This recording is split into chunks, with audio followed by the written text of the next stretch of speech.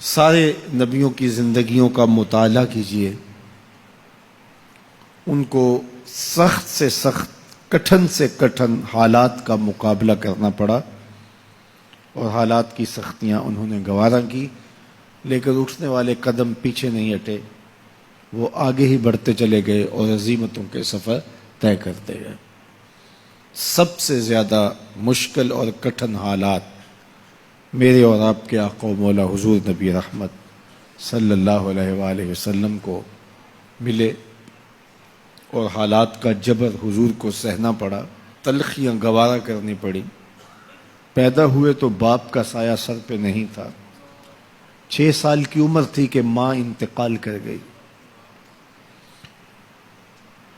حضور نے اعلان نبوت کیا تو اپنے ہی مخالف ہو گئے۔ سب سے پہلا شخص جو کھڑا ہوا اور جس نے بدتمیزی کی وہ رشتے میں سکا چچا لگتا تھا۔ اس کی بیوی سارا دن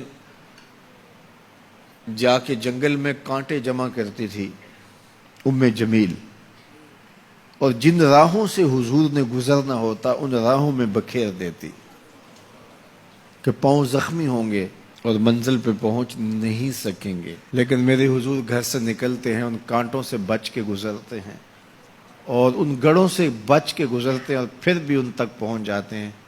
کھود لیے گڑھے، بچھا لیے کانٹے، آ گیا ہوں تمہارے پاس پیغام ہے۔ عقبہ بن ابی معیط حضور کے گلے میں کپڑا ڈال کے تاؤ دیتا ہے، حضور کے گھر کے سامنے کوڑا پھینک جاتے ہیں، اجنیاں حضور علیہ السلام کے بدن میں حالت سجدہ میں ڈال دی جاتی ہیں۔ اور یہ وہی ایام ہیں کہ حضور کا شفیق چچا کفار کی ریشہ دوانیاں بڑھتی ہیں تو بولتے ہیں کل ما اجبتا، میرے بھتیجے جو تمہارے من میں آتا ہے کہو، میں جو ہوں تمہاری پشت پہ کھڑا ہوں میں۔ ان کا بھی انتقال ہو جاتا ہے، جناب ابو طالب بھی انتقال کر جاتے ہیں۔ ایک ایسی ہستی جو حضور پہ جان نچھاور کرتی ہیں اور کوئی بھی تکلیف ہوتی ہے تو حضور ان سے بات کرتے ہیں تو دل کا بوجھ ہلکا ہوتا ہے، وہ ہے زوجہ رسول سیدہ خدیجۃ الکبریٰ رضی اللہ تعالی عنہا۔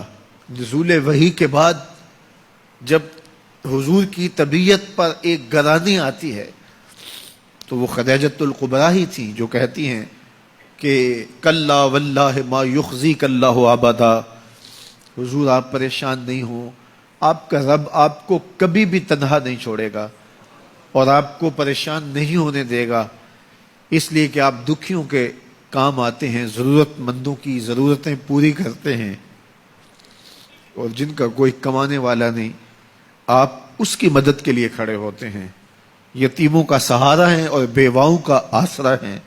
آپ کا رب آپ کو کبھی بھی پریشان نہیں ہونے دے گا۔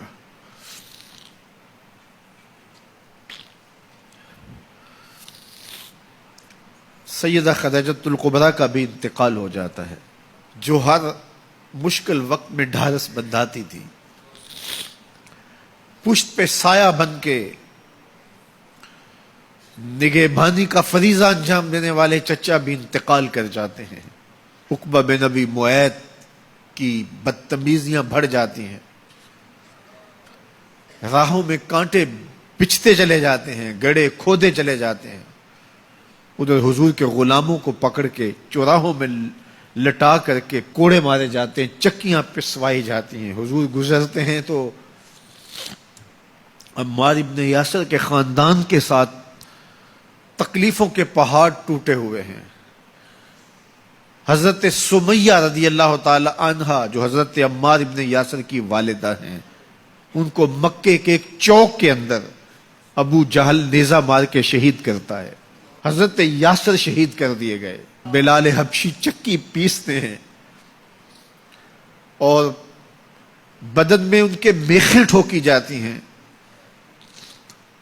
عجیب عالم ہے، اپنے بھی مخالف، سکا چچا راستہ روک کے کھڑے ہو جاتا ہے، اوجریاں پھینکی جاتی ہیں، کانٹے بکھیرے جاتے ہیں۔